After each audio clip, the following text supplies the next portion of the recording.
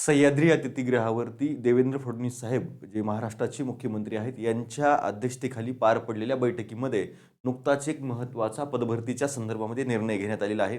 तो निर्णय नेमका काय आहे, कशा पद्धतीनं ही भरती प्रक्रिया राबवली जाईल, त्याच्यासाठी काय यंत्रणा तयार करण्याच्या सूचना मुख्यमंत्र्यांच्या माध्यमातून देण्यात आलेल्या आहेत, याबाबतचा उहापोह करण्याच्या उद्देशानं किंवा त्याबाबतची माहिती देण्यासाठी आजच्या या व्हिडिओच्या माध्यमातून मी समोर आलेलो आहे. नमस्कार, मी अबूज पाटील स्वागत करतो तुमचं उत्कर्ष इन्स्टिट्यूटच्या ऑनलाईन लर्निंग प्लॅटफॉर्मवर.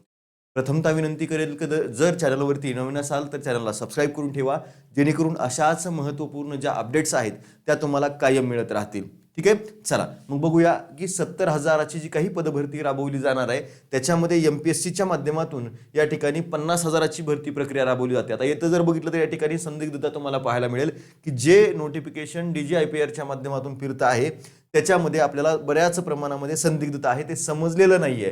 ठीक आहे, का तर इथं जर बघितलं तर या ठिकाणी सह्याद्री अतिथीगृह महाराष्ट्र DGIPR इथं या सगळ्या ज्या काही अपडेट्स असतात त्या तुम्हाला मिळत असतात.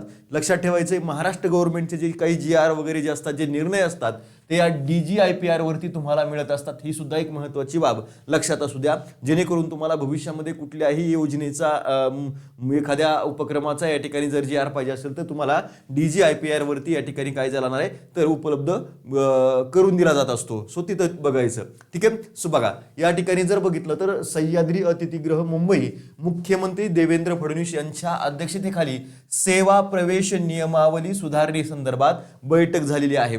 जे वेगवेगळे विभाग महाराष्ट्रामध्ये आहेत त्या विभागामध्ये जी भरती प्रक्रिया राबवली जात आहे त्याच्यासाठीचे सेवा प्रवेश नियम काय असावेत त्या संदर्भामध्ये या ठिकाणी देवेंद्र फडणवीस साहेबांच्या अध्यक्षतेखाली काय झालेली आहे तर या ठिकाणी एक बैठक झालेली आहे. आणि राज्यामध्ये लवकरच नव्या पद्धतीनं नोकर भरती प्रक्रिया राबवली जाणार आहे. नव्या पद्धतीमध्ये म्हणजे काय तर या शब्दाचा सुद्धा थोडक्यामध्ये अर्थ पुढे तुम्हाला सांगतो. ठीक आहे, सुमारे 70,000हून अधिक पदांची भरती टप्प्याटप्प्यानं केली जाणार आहे. यामध्ये महाराष्ट्र लोकसेवा आयोगाकडून सुमारे 20,000 पदे जे आत्ता आहेत, लक्षात ठेवा आत्ता आहेत, आणि महाराष्ट्र लोकसेवा आयोगाबाहेरील पदांचा समावेश असणार आहे. हे जे नव्यानं वर्ग केले जाणार आहेत MPSC कडे ते सुद्धा याच्यामध्ये समाविष्ट असणार आहेत. ठीक आहे, लक्षात घ्यायचंय. भरती प्रक्रिया राबविताना आवश्यक कौशल्य, सेवा प्रवेश, पात्रता आणि कामाच्या स्वरूपानुसार निर्णय घेण्याचे निर्देश मुख्यमंत्र्यांनी यावेळी दिलेले आहेत. आणि यावेळी मुख्य सचिव राजेश अग्रवाल यांच्यासह प्रशासनातील सर्व मुख्य सचिव, प्रधान सचिव तसेच सचिव उपस्थित होते. याबाबतची या ठिकाणी ही माहिती आहे.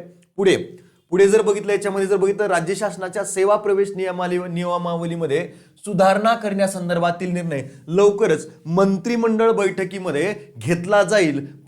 पंतप्रधान नरेंद्र मोदी यांच्या उपस्थितीत मुख्यमंत्र्यांच्या परिषदेमध्ये महाराष्ट्र शासनाने मांडलेले मनुष्यबळ व्यवस्थापन मॉडेल सर्वाधिक प्रशंसनीय ठरल्याचे मुख्यमंत्र्यांनी यावेळी या ठिकाणी सांगितले. म्हणजे महाराष्ट्राचे जे काही मॉडेल आहे लक्षात ठेवायचंय ते काय, त्याची प्रशंसा देशाचे पंतप्रधान नरेंद्र मोदी साहेब यांनी या ठिकाणी केल्याचं इथं मुख्यमंत्र्यांनी काय दिलं नमूद केलंय. आणि त्याच पद्धतीनं आपल्याला पुढे सुद्धा भरती प्रक्रिया राबवायची, हे प्रशासन मजबूत करायचंय आणि अजून या देशाला या ठिकाणी आदर्श प्रशासन हे कसं असतं हे दाखवून देण्याचे निर्देश या ठिकाणी या मुख्यमंत्र्यांनी यावेळी दिलेले आपल्याला पाहायला मिळतात. भरती प्रक्रियेत अनावश्यक कागदपत्रे, लांब रांगा, विलंब टाळण्यासाठी ऑनलाईन व डिजिटल व्हेरिफिकेशन मॉडेल विकसित करण्यावर भर देण्याच्या सूचना मुख्यमंत्र्यांनी यावेळी केलेल्या आहेत. लक्षात घ्या, या ठिकाणी काय केलं जातंय, भरती प्रक्रियाला ज्या गोष्टींमुळे वेळ लागतोय तो वेळ लागता कामा नये, जलद आणि डिजिटल पद्धतीने या सगळ्या प्रोसेसेस ज्या आहेत त्या केल्या जाव्यात अशा प्रकारच्या सूचना इथं मुख्यमंत्री साहेबांनी केलेल्या आपल्याला पाहायला मिळतात.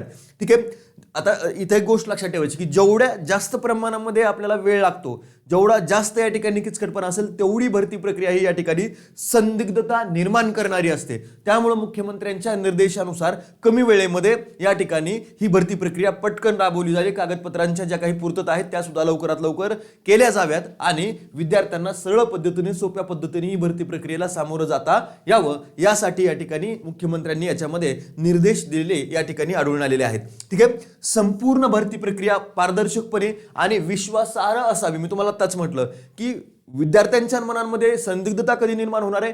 जर भरती प्रक्रियेला जर मोठा वेळ लागत असेल, कालावधी लागत असेल, तर निश्चितपणे विद्यार्थ्यांच्या परीक्षार्थींच्या मनामध्ये काय होणार आहे? तर गोंधळ निर्माण होणार आहे किंवा या ठिकाणी त्याच्याबाबतची विश्वासार्हताही विद्यार्थ्यांच्या परीक्षार्थींच्या मनामध्ये ही कमी होणार आहे आणि ती होऊ नये, ती पारदर्शक पद्धतीने राबवली जावे या उद्देशानं या ठिकाणी महाराष्ट्राच्या मुख्यमंत्री साहेबांनी इथं काय दिलेलं आहे? तर निर्देश दिलेले आपल्याला इथं लक्षात येऊन जातात. युवकांच्या मनात शंका राहू नये, पुन्हा एकदा तेच, यासाठी प्रणाली स्वच्छ आणि वेगवान असणं गरजेचं आहे. येणाऱ्या एका वर्षात महाराष्ट्रात गव्हर्नन्स रिफॉर्मचे नवे मॉडेल उभं राहील.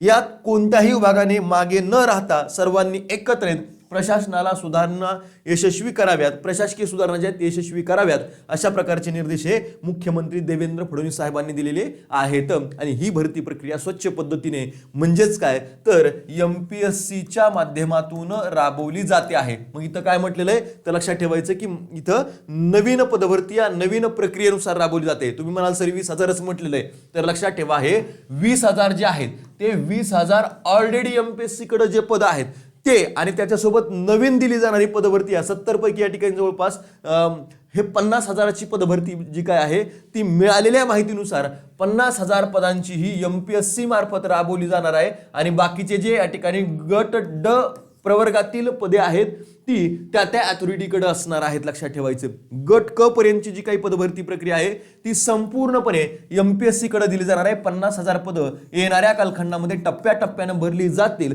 अशा प्रकारचे निर्देश हे मुख्यमंत्री साहेबांनी या ठिकाणी दिलेले आहेत. आणि त्याच्यासाठी आपल्याला माहिती आहे की मागच्या बऱ्याच कालखंडापासून एक या ठिकाणी मुद्दा चर्चेला जातोय ते म्हणजे केरळच्या धर्तीवरती महाराष्ट्र लोकसेवा आयोगाची रचना करायची आणि जिल्हा स्तरावरती महाराष्ट्र लोकसेवा आयोगाच्या जे काही केंद्र आहेत ते स्थापन करून त्याच्या माध्यमातून काय करायचं ही भरती प्रक्रिया अधिक मजबूत, अधिक स्वच्छ आणि पारदर्शक पद्धतीने करण्याचे निर्देश या ठिकाणी दिलेले आपल्याला पाहायला मिळतात की ते मॉडेल आपल्याला काय करायचंय इथं महाराष्ट्रामध्ये आणायचंय. यावरती या बैठकीमध्ये चर्चा झाल्याचं या ठिकाणी निष्पन्न होताना आपल्याला पाहायला मिळतं आहे. आणि हीच महत्त्वाची अपडेट या ठिकाणी देण्याच्या उद्देशानं काय केलेलं होतं तर तुमच्या समोर आलेलं होतं. तर ही माहिती जास्तीत जास्त तुमच्या मित्रांपर्यंत शेअर करायची.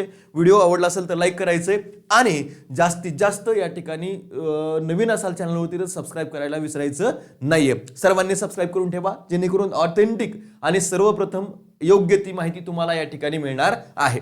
ठीक आहे, थांबूया आपण या ठिकाणी. Thank you so much. All the best all of you. तयारीला लागायचंय, प्रशासन तयारीला लागलंय, तुम्ही सुद्धा तयारीला लागायचं आहे. All the best.